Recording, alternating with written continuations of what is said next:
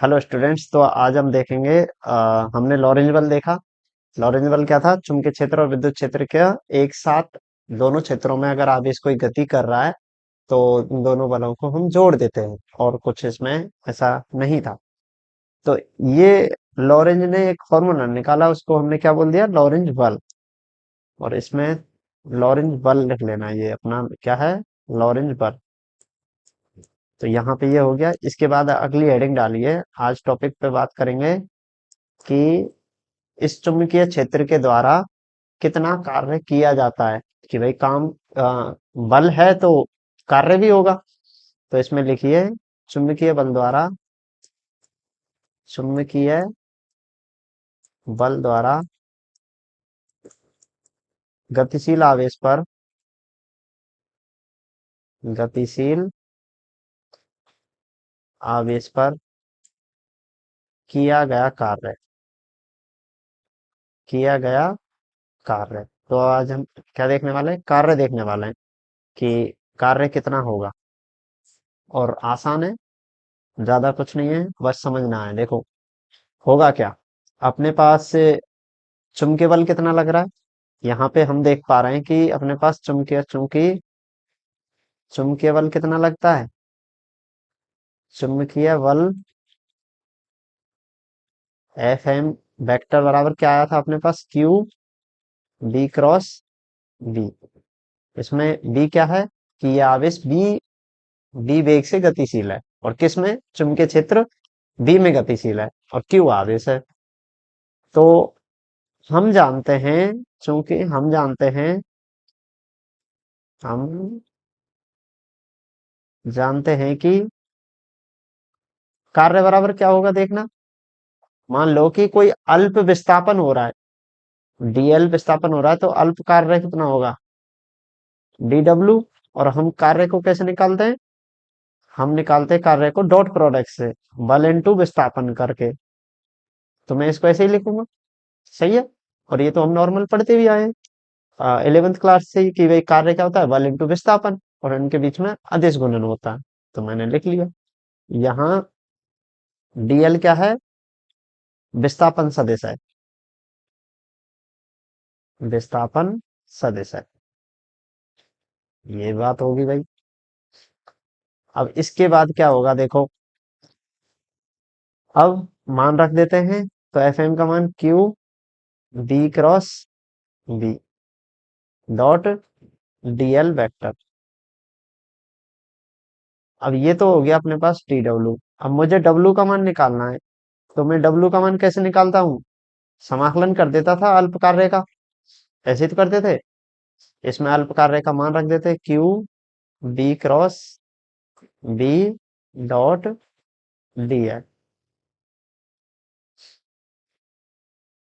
Dot DL कर देते थे। तो ये अपना क्या हो गया, हो जाता था कुल कार्य। आदेश है, इसलिए समाकलन करने पे आराम से निकल के आ सकता है। और अब यहाँ पे हम देख पा रहे हैं कि दोनों का हमने क्या किया है? डॉट किया है। तो अब इसमें हम ये कह सकते हैं कि मान जो विस्थापन सदिश है डीएल, वो किसके बराबर आता है? विस्थापन सदिश को मैं ऐसे लिख सकता हूँ कि देखना, बी डॉट डी टी।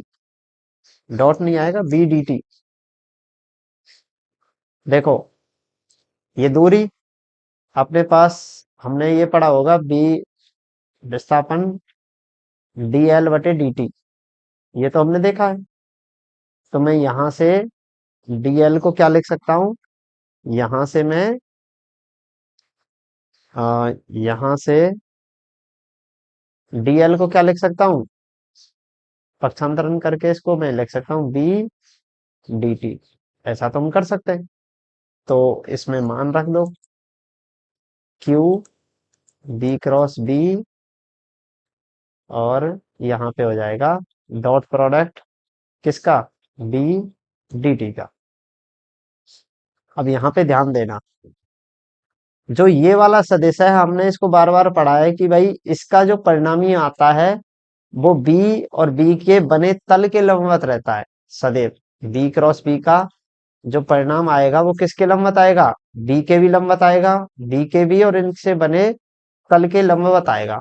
मतलब मैं ये कह देता हूँ कि मान के चलो कि इसमें आ, एक वेक्टर ये है, एक वेक्टर ये है, इन दोनों का क्रॉस करेंगे तो या तो ऊपर आएगा या फिर उनकी डायरेक्शन नीचे आएगी, सिंपल।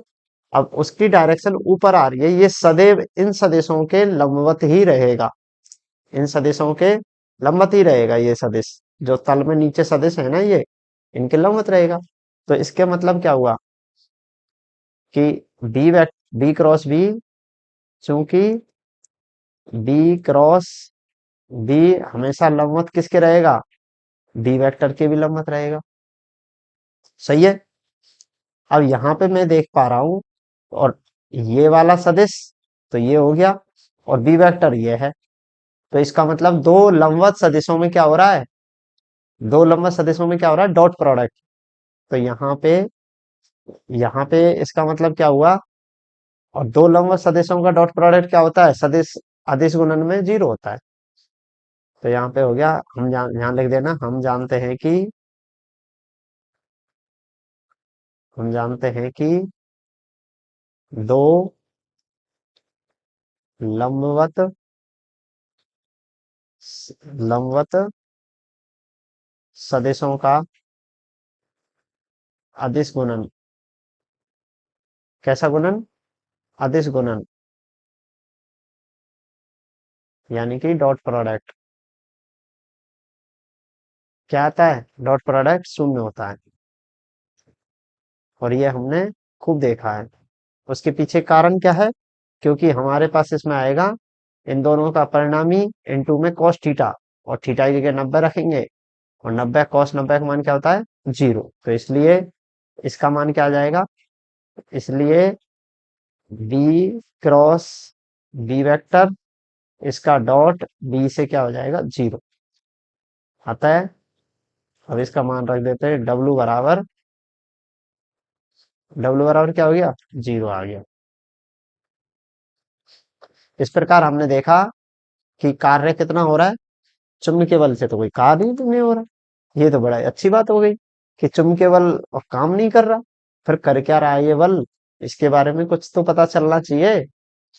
देखो कार्य इसने किया, हमने निकाला 0 आया, तो इसका मतलब हो गया कि ये क्या काम कर रहा है, तो इसके बारे में लिखिए फिर। अतः स्पष्ट है कि चुंबकीय क्षेत्र द्वारा चुंबकीय क्षेत्र द्वारा आवेश गतिशील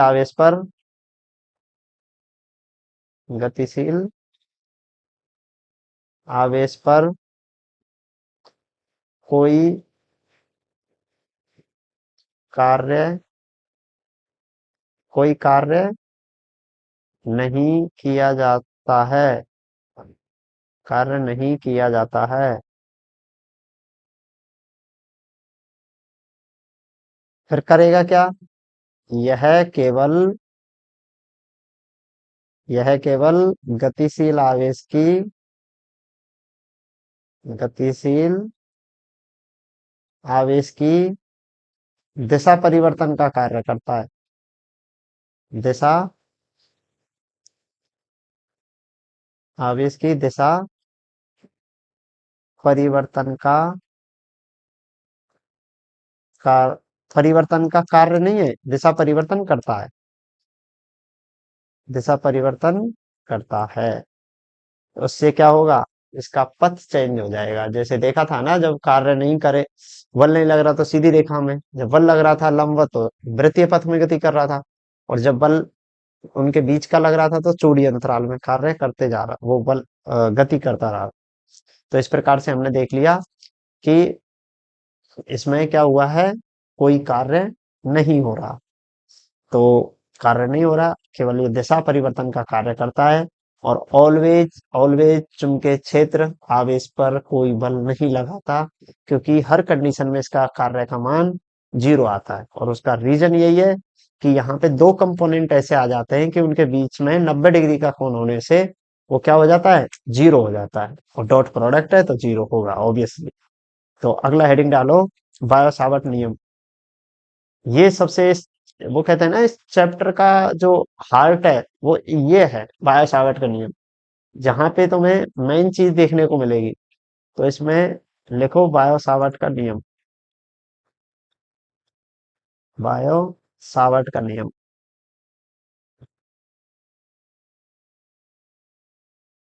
बिना इस नियम को पढ़े ये चैप्टर अधूरा है। तो बायो सावर्ट का नियम क्या कहता है? बायो सावर्ट नियम में क्या किया था बायो सावर्ट ने? बायो सावर्ट ने क्या किया कि अब तक हमने आवेश की गति, दिशा वगैरह बल तक तो देख लिया, पर ये चुंबकीय क्षेत्र कैसे निकाला जाए। चुंबकीय क्षेत्र का मान तो अभी किसने ही नहीं दिया। दिया किसी ने? नहीं दिया। हमने केवल बल में इस बी को रखा है। किसी ने बताया कि इतना चुंबकीय क्षेत्र होगा इस बिंदु पर? नहीं पता चला। हाँ, दिशा पता चल गई, बल का परिमाण पता चल गया, लेकिन चुंबकीय क्षेत्र का तो अभी तक पता भी नहीं चला। तो बायो सावर्ट ने क्या बताया कि कोई धारावाही चालक तार है। बायो सावर्ट नियम ने क्या कहा कि कोई धारावाही चालक तार है। तो मैंने ये तार ले लिया, कोई भी तार, ए बी तार ले लिया एक। ठीक है। इस तार पर कोई अल्पांश है, ये वाला कोई अल्पांश लिया है मैंने। कोई अल्पांश लिया है, तो मैं इसको थोड़ा सा गहरा कर देता हूँ ब्लैक कलर से। ये अल्पांश है। ठीक है। तो मैंने ये अल्पांश लिया है, ये थोड़ा सा अभी भी ठीक नहीं बना है, ऐसे लग रहा है। इसको और मॉडिफाई करेंगे हम जब तक सही ना हो जाए। तो ये मान के चलो ये अल्पांश लिया है, ये वाला। या फिर इसको ऐसा कर लेते हैं, हल्का सा ऐसे डॉट लगा के इसको गहरा कर देते हैं। तो ये अल्पांश लिया है मैंने, डीएल। इसकी लंबाई कितनी मानी है? डीएल। तो इसको बड़ा कर देता हूँ मैं चित्र को, और तुम्हें स्पष्ट दिख जाएगा। तो अब दिख रहा होगा। ठीक है। तो ये डीएल अल्पांश है। इससे किसी बिंदु पर, मान के चलो कि इस बिंदु पर मुझे क्या चाहिए? चुंबकीय क्षेत्र। बिंदु पी पर चुंबकीय क्षेत्र निकालने का काम किया है इसने। और चुंबकीय क्षेत्र भी निकालने का, जैसे हम कूलम बल पढ़ते हैं ना, ऐसे ही निकाला है, और कोई ज्यादा डेरिवेशन नहीं है, बस फॉर्मूला याद रखना है। तो इसने क्या किया कि इस अल्पांश के द्वारा इस बिंदु पर चुंबकीय क्षेत्र कितना होगा वो बताया। इसकी दिशा में स्थिति सदिश मान लेते हैं आर। और यहाँ पे जो डीएल है, अल्पांश है, ये क्या है? अल्पांश है। जो यहाँ पे हमने माना है, चलो इसको तो बाद में लिख देंगे। यहाँ से इसकी सदिश बनेगा इधर, तो इसके बीच में कौन बनेगा? वो थीटा ऊपर बनेगा। क्यों बनेगा ऊपर भाई? हमें ऊपर क्यों बना रहे हैं? क्योंकि यहाँ पे हमने डीएल इधर माना है, आर वेक्टर इधर है, कौन किधर बनेगा इन सदिशों के बीच में? इधर। कोई समझने में ऐसे कोई दिक्कत नहीं आ रही। और ये इस बिंदु पर, अब देखो अल्पांश की वजह से कितना होगा? बी तो नहीं होगा। डीवी विद्युत वो चुंबकीय क्षेत्र है अपने पास। कितना मान आ रहा है? मान लो डीवी। तो उस डीबी को निकालने का इसने नियम दिया, और इस नियम को हम क्या बोलते हैं? बायो सावर्ट का नियम। तो इसमें लिख लेते हैं थ्योरी में कि बायो सावर्ट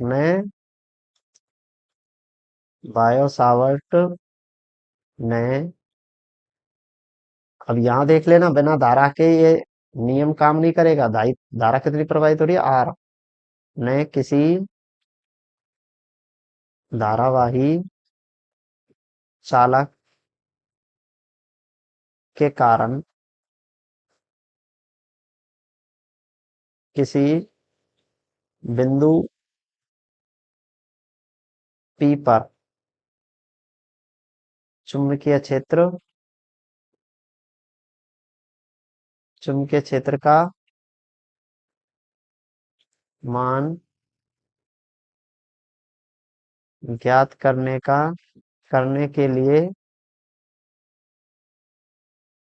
नियम दिया, जिसे बायो सावर्ट का नियम कहते हैं। बायो सावर्ट का नियम कहते हैं। ठीक है। क्या कहते हैं इसे? बायो सावर्ट का नियम। अब यही परिभाषा नहीं लिखनी, बायो सावर्ट ने क्या दिया, कैसे निकाला है, वो भी तो लिखना है। कहते हैं इस नियम के अनुसार, तो यहाँ लिखेंगे पैराग्राफ चेंज करके, बायो सावर्ट, बायो सावर्ट नियम के अनुसार धारावाही, धारावाही का मतलब क्या है? धारा प्रवाहित हो रही हो। धारावाही चालक तार के अल्पांश, अल्पांश कितना लिया है मैंने? डीएल के कारण, के कारण बिंदु पी पर उत्पन्न चुंबकीय क्षेत्र, चुंबकीय क्षेत्र निम्न कारकों पर निर्भर करता है, निम्न कारकों पर निर्भर करता है। क्या करता है? निर्भर करता है। कौन कौन से कारक हैं? देखो, जैसे कूलाम ने बताया ना कि इस इसके समानुपाती, इस इसके समानुपाती, दूरी के वर्ग के व्युत्क्रमानुपाती, सेम ऐसा ही लिखना है। वहां पे Q1 Q2 था, यहाँ पे एक एक तो होगा धारा, एक होगा अल्पांश की लंबाई। तो इसमें लिख लेते हैं पहला पॉइंट, डीबी समानुपाती होगा अल्पांश की लंबाई के। तो ये क्या है? अल्प चलो पहले धारा का लिख लेते हैं। डीबी समानुपाती होगा जितनी धारा प्रवाहित हो रही है ना, उसके। तो धारा के समानुपाती होगा।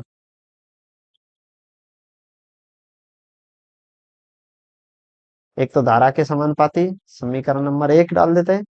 सेकंड पॉइंट क्या है? जो चुंबकीय क्षेत्र है अल्पांश के कारण, वो डीएल अल्पांश की लंबाई के समानुपाती होगा। अल्पांश की लंबाई के समानुपाती। क्या है? अल्पांश की लंबाई के समानुपाती होगा। इसको समीकरण नंबर 2 दे देते हैं। थर्ड पॉइंट क्या है? डीबी का मान साइन थीटा के समानुपाती होगा। अब साइन थीटा कहाँ से आ गया भाई? क्योंकि यहाँ पे देखिए, दो सदिश हम ले लेंगे, एक तो इस दिशा में और एक दिशा में, ये थीटा है, तो इनके साथ जो साइन थीटा बनेगा उसके समानुपाती होगा। थीटा क्या है? थीटा डीएल वेक्टर व आर वेक्टर के बीच मध्य का कोण है, मध्य का कोण। तो एक समीकरण ये आ गया, 3 हो गया। इसके बाद आता है क्या? चौथी बात। और वो बात क्या है? डीबी समानुपाती होता है इन दोनों के स्क्वायर के वर्ग, दूरी के वर्ग के स्क्वायर के। तो ये क्या है? अल्पांश की, अल्पांश की बिंदु P से दूरी R के वर्ग के व्युत्क्रमानुपाती है।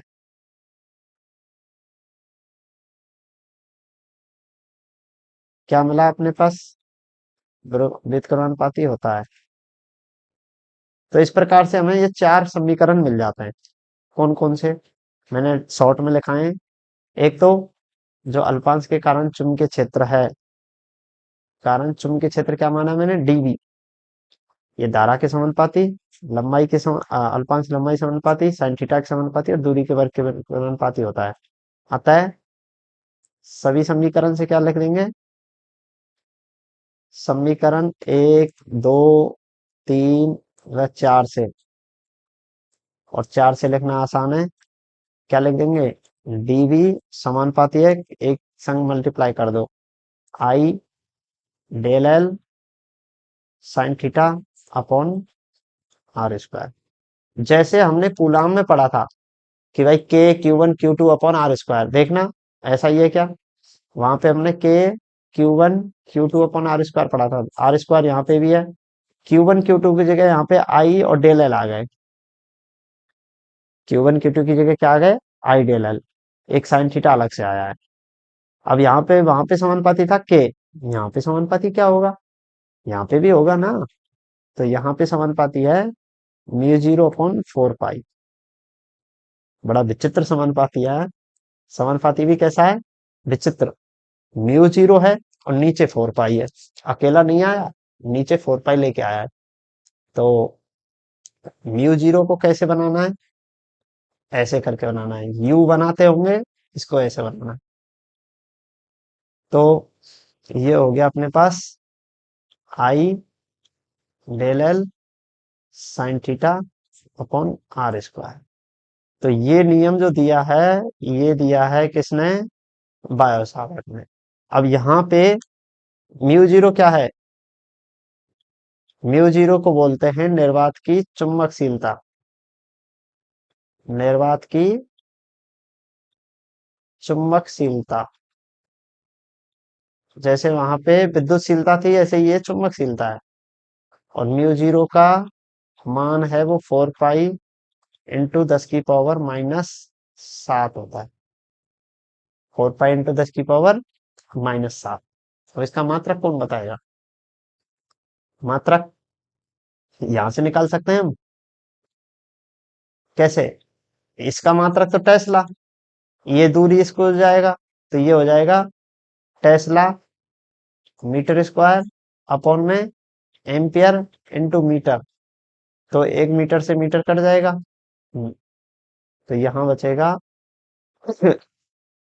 यहाँ बच जाएगा मुझे टेस्ला मीटर अपॉन में एम्पियर। तो इसका मात्रक कितना आया है? टेस्ला मीटर अपॉन में एम्पियर। तो याद रहेगा ये।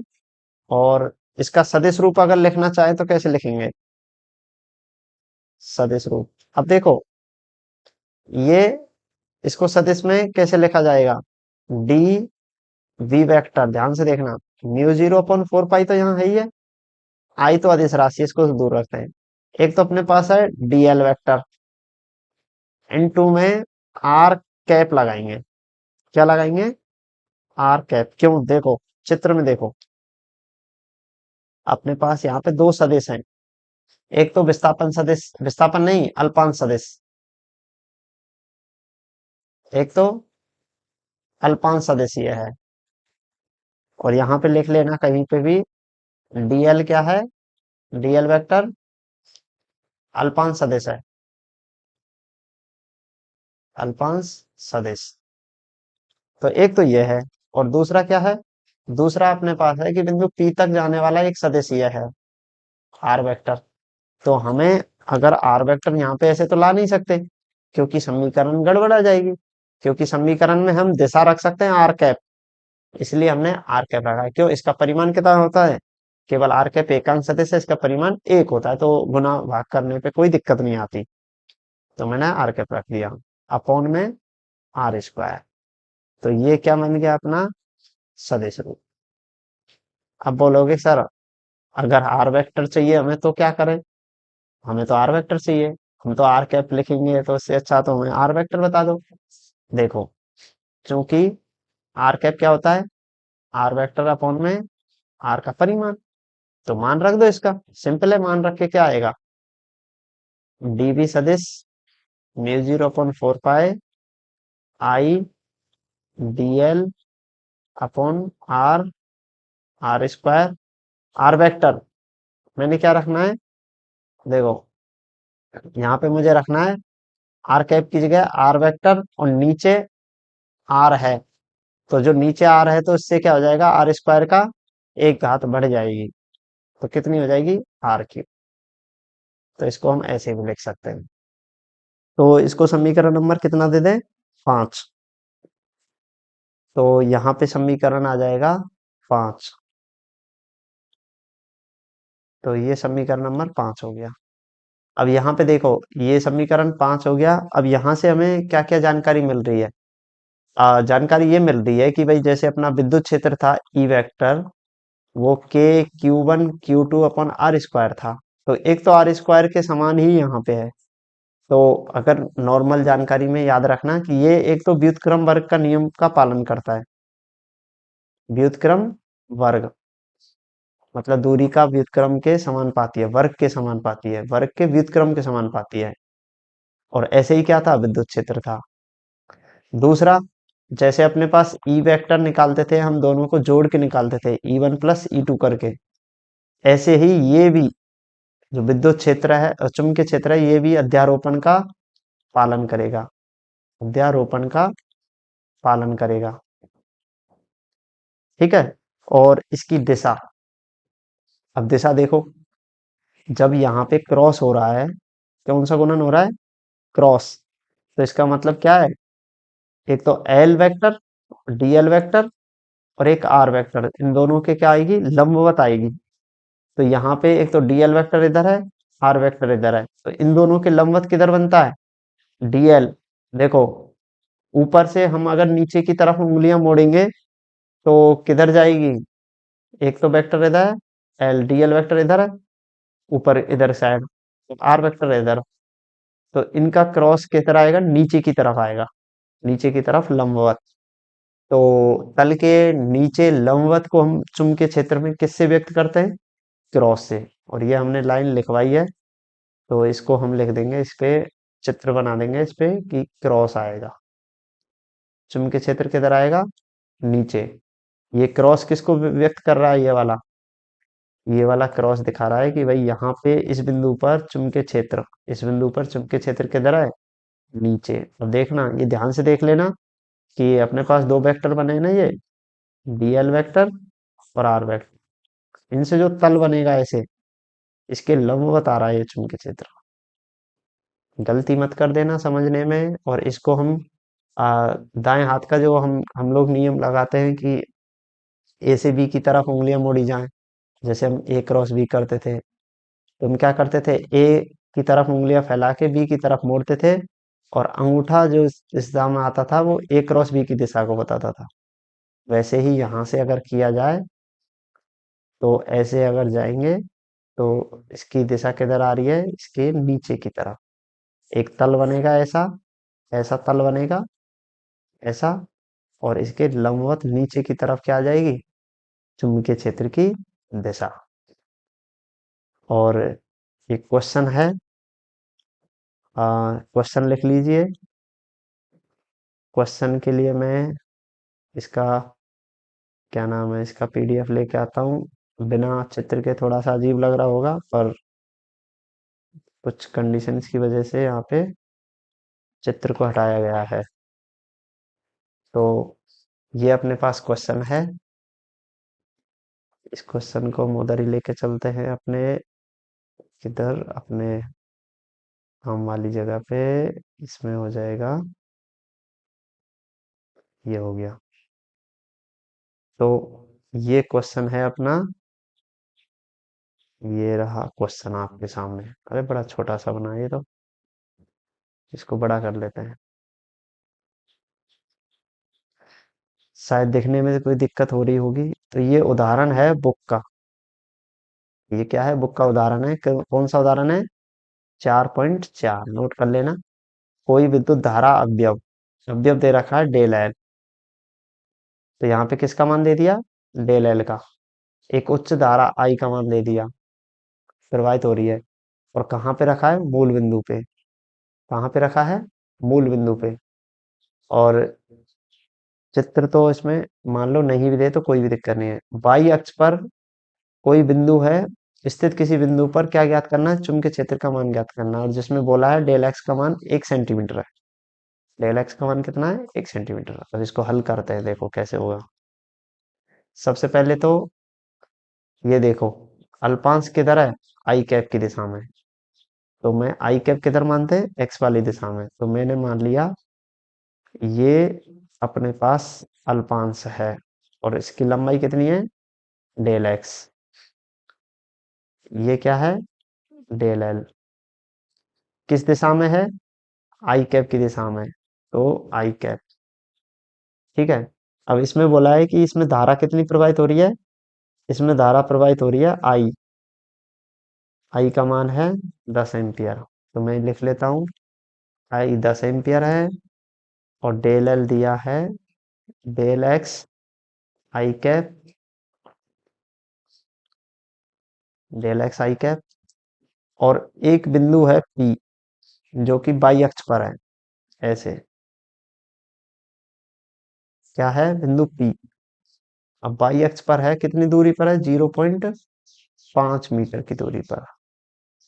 तो इस पर चुंबकीय क्षेत्र निकालना है। तो चुंबकीय क्षेत्र निकालें, ये इसकी दिशा किधर होगी? देखो, इसकी दिशा होगी जे कैप, और इसकी अल्पांश की आई कैप। आई कैप क्यों? इस दिशा में आई कैप, और ऊपर की दिशा में जे कैप। तो चुंबकीय क्षेत्र, और एक चीज और दे रखी है कि डेल एक्स का मान क्या है? 1 सेंटीमीटर। चूंकि डेल एक्स बराबर 1 सेंटीमीटर, इसको क्या लिख सकते हैं? 0.01 मीटर। तो डेल एल मिल जाएगा 0.01 मीटर आई कैप। तो यहाँ पे डीवी निकालने का फॉर्मूला क्या था? I B L sine theta upon r square, और आगे क्या था? Mu zero upon 4 pi. तो यहाँ पे मान रखो, म्यू जीरो का मान कितना होता है? 4 पाई इंटू 10⁻⁷। चूंकि म्यू जीरो बराबर 4 पाई 10⁻⁷ अपॉन में 4 पाई इंटू आई का मान कितना है? आई का मान अपने पास है 10 एम्पियर, 10। और डीएल का मान कितना है? 0.01, 0.01 मीटर। तो यहाँ पे अपने पास क्या आ गया? यहाँ पे मान कितना आ गया? आई का मान रख दिया मैंने, कितना आया? 10 एम्पियर। और डीएल का मान 0.01। अब बात आती है साइन थीटा। थीटा का मान कितना होगा? थीटा किस किस के बीच का कोण है? आई और आर, और एक तो ये बनेगा आर वेक्टर, एक तो आर और एल, एल वेक्टर और आर वेक्टर। तो इसके बीच में 90 डिग्री है। तो इसका मतलब क्या हो गया मेरे पास? ये कोण कितना है?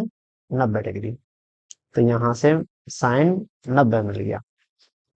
तो इसके बाद क्या होगा? नीचे क्या आता है? आर स्क्वायर, और आर दूरी का कितना परिमाण दे रखा है? 0.5। तो यहाँ पे लिख देते हैं आर बराबर 0.5 मीटर दूरी पर ज्ञात करना है। तो 0.5 का स्क्वायर कर दूंगा मैं।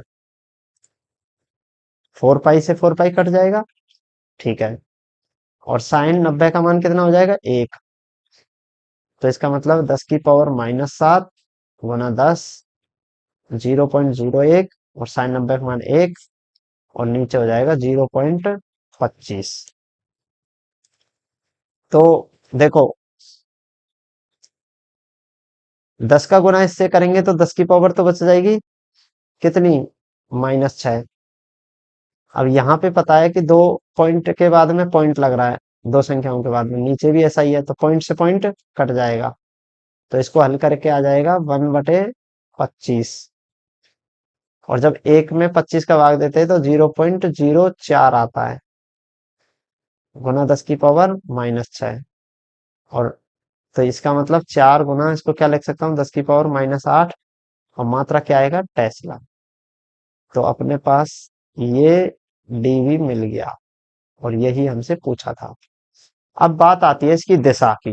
दिशा तो हमें पता नहीं चला। देखो दिशा, इसकी दिशा कैसे निकाल सकते हैं? इसकी दिशा निकालने का तरीका है कि बी की दिशा किधर होती है? एल क्रॉस, सॉरी, यहाँ पे L vector cross R vector की दिशा में होती है। अब यहाँ पे देखो, इसको ऐसे भी लिख सकते हैं, एल वेक्टर की जगह दिशा ही दिशा लिख रहे हैं तो R cap, L cap are cap. अरे एल कैप बनाना तो मुश्किल बात है, यहाँ पे डी एल कैप लिख देते हैं, और यहाँ पे आर कैप। अब देखो, क्यों लिखा है ऐसा मैंने? क्योंकि दिशा निकाल रहे हैं, तो हमारे पास ये था, और दिशा के लिए इनके एकांक सदिश लेके हम दिशा निकाल सकते हैं। अगर हम विद दिशा और परिमाण रखते हैं तो डायरेक्ट आंसर आता है, उसमें दिशा खुद से खुद आ जाती है। और केवल दिशा ही दिशा चाहिए तो हम परिमाण परिमाण लेके ही करेंगे, केवल ऐसा नहीं करेंगे कि उनके परिमाण का वो कर देना। तो डीएल कैप, ये किस दिशा में देखना, डीएल कैप, ये तो आई कैप दिशा में है, तो आई कैप आ गया, इसका आ गया I cap cross. R cap, are cap किस दिशा में, अपने पास ये आर वेक्टर था और हमें पता है ये किधर दे रखा था, जे की दिशा में, तो हमारे पास ये आ गया जे कैप। और जे आई क्रॉस जे क्या होता है, के कैप, तो इसकी दिशा किधर आ जाएगी, के कैप। तो ये क्या आ जाएगा, आंसर। इस प्रकार से हम हल कर पाते हैं। तो इस क्वेश्चन को थोड़ा ऐसे ही करना है। ठीक है, यहाँ तक कोई दिक्कत किसी को, कोई दिक्कत नहीं होगी। तो प्रैक्टिस करते रहिए। और इस क्वेश्चन के आधार पे न्यूमेरिकल कभी कभी क्वेश्चन आ जाते हैं, बाकी का तो इसमें सिंपल है, इनको याद रखना है, इसके समानुपाती इसके समानुपाती इसके वर्ग के व्युत्क्रमानुपाती और सीधा गुणा करके लिख दिया। और कार्य नहीं किया जाता चुंबकीय के बल द्वारा, तो ये एक ध्यान में रखना है। तो मिलते हैं अगली वीडियो में, इसको प्रैक्टिस करते रहिए। Thank you.